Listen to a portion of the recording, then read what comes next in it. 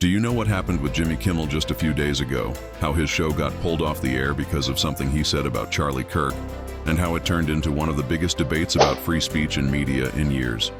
Let's get into it. On September 10th, 2025, Charlie Kirk, the conservative activist and founder of Turning Point USA, was tragically shot and killed while speaking at an event in Utah. The news rocked political circles and reactions poured in from across the country. Some mourned, some pointed fingers, and the political climate got tense very fast. Now fast forward just a few days later, September 15th, when Jimmy Kimmel walked out to do his usual opening monologue on Jimmy Kimmel Live. But this wasn't the usual light comedy. Kimmel criticized the way certain political groups were reacting to Kirk's death. He suggested that the MAGA gang was scrambling to spin the tragedy to distance the shooter from their movement. He basically accused them of twisting the narrative. And that's where everything exploded. Within hours, conservative outlets were outraged. Affiliates that air ABC programming, like Nexstar and Sinclair, started putting out statements saying his words were unacceptable. They called them offensive and insensitive, especially so soon after Kirk's death. Then the pressure got even higher when FCC Chairman Brendan Carr hinted that ABC could face regulatory consequences if it didn't take action. Imagine that, one late-night monologue suddenly threatening the relationship between Disney, ABC, and federal regulators.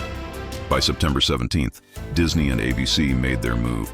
They suspended Jimmy Kimmel Live indefinitely. Officially, they said it was to avoid further inflaming a tense situation. But let's be honest, this was about the massive political and public pressure bearing down on them. Now, here's where the story gets even bigger. While Kimmel was off the air, affiliates scrambled. Some stations replaced his show with reruns. Others even considered airing a tribute to Charlie Kirk instead of comedy. At the same time, a firestorm broke out online. Was this censorship?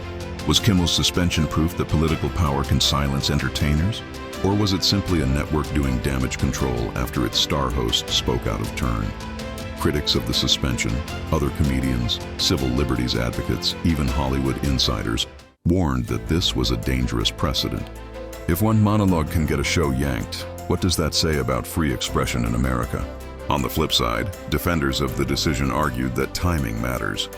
That Kimmel's comments weren't just edgy comedy but crossed into being reckless right after a tragedy. They said broadcasters have a responsibility to the public. For almost a week, the debate raged on. Kimmel didn't appear. The show was dark, and people wondered if this was the end of Jimmy Kimmel Live. Then came September 22nd. Disney announced that the show would return the very next day. No grand apology, no big rebrand, just that Kimmel would be back on Tuesday, September 23rd. But even with that return, there's still uncertainty. Will all the affiliates that pulled him actually put the show back on air? Will his monologues be toned down now? Or will Kimmel double down on speaking his mind? And here's the bigger picture. This wasn't just about Jimmy Kimmel. This moment highlighted the fragile balance between free speech, corporate media, and political influence. One late-night joke turned into a national flashpoint about censorship, responsibility, and who really controls what gets broadcast. So what do you think? Was Kimmel wrong to say what he said, or was the network wrong to silence him? Did this cross the line, or was it exactly the kind of boundary-pushing late-night comedy is supposed to deliver?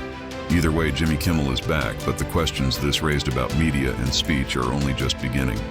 If you enjoyed this breakdown, make sure you hit like, drop a comment with your thoughts, and subscribe so you don't miss the next big story. And hey, share this video with a friend, because this conversation is one everybody should be part of. Thanks for watching. I'll see you in the next one.